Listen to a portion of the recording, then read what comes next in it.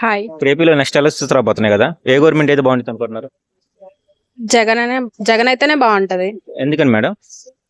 ఎందుకంటే ఆ, జగన్ ఇప్పుడు ఎక్కువ పథకాలు తెచ్చాడు కదా ఏపీకి.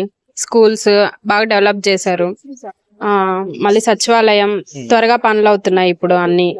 అంతకుముందు అయితే ఎక్కువ టైం పట్టేదే, ఇప్పుడు ఫాస్ట్ గా అవుతున్నాయి కదా. అందుకే మేము మళ్ళీ జగనే రావాలనుకుంటున్నాం. సామాన్య ప్రజలకు మాత్రం ఫాస్ట్ గా ఏ వర్క్ అయినా త్వరగా అయిపోతుంది. త్వరగా అవుతుంది. ఓకే, సంక్షేమ పథకాల్లో మీకేమంది మేడం జగన్మోహన్ రెడ్డి గారు హయాంలో? మాకు అమ్మఒడి అందింది మా బ్రదర్ కి. మాకేం ఫీజు రియంబర్స్మెంట్ అంతే. కానీ ఆపోజిట్ పార్టీస్ అన్ని జగన్మోహన్ రెడ్డి గారు ఓన్లీ సంక్షేమం ఇచ్చారు కానీ అభివృద్ధి లేదు ఏపీలో అంటారు కదా, అది ఎంతవరకు సాధ్యం అంటారు? అభివృద్ధి జరుగుతుంది.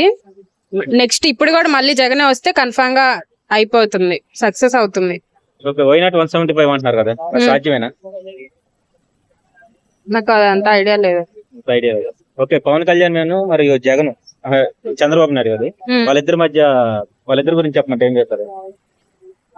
పవన్ కళ్యాణ్ చంద్రబాబు. వాళ్ళిద్దరు పవన్ కళ్యాణ్ కి అయితే ఫ్యాన్స్ ఉంటారు కానీ నార్మల్ మూవీస్ కి అయితే ఉంటారు. ఇట్లా పార్టీస్ కి వచ్చేసరికి అయితే అంతగా చేయలేరని అందరికి తెలుస్తుంది. చంద్రబాబు నాయుడు గారి గురించి? చంద్రబాబు నాయుడు అంతకు ముందు అయితే చేశారు డెవలప్మెంట్, కొంచెం డివైడ్ అవ్వక ముందు ఏపీ తెలంగాణ. ఇప్పుడు కూడా అట్లానే చేస్తారని అనుకుంటున్నారు కానీ చెప్పలేం కదా చేస్తారో లేదో అని. అప్పుడు అంటే డివైడ్ అవ్వలేదు కాబట్టి చేశారు, ఇప్పుడు డివైడ్ అయింది. అదే ఆలోచిస్తాం. అదొక్కటే కొంచెం డెవలప్మెంట్ విషయంలో చంద్రబాబు కొంచెం బెస్ట్ అని అనుకుంటున్నాం అంతే. పోయినసారి 150 సీట్లు వచ్చినాయి వైసీపీకి, ఈసారి ఎన్ని వస్తాయి అనుకుంటున్నారు?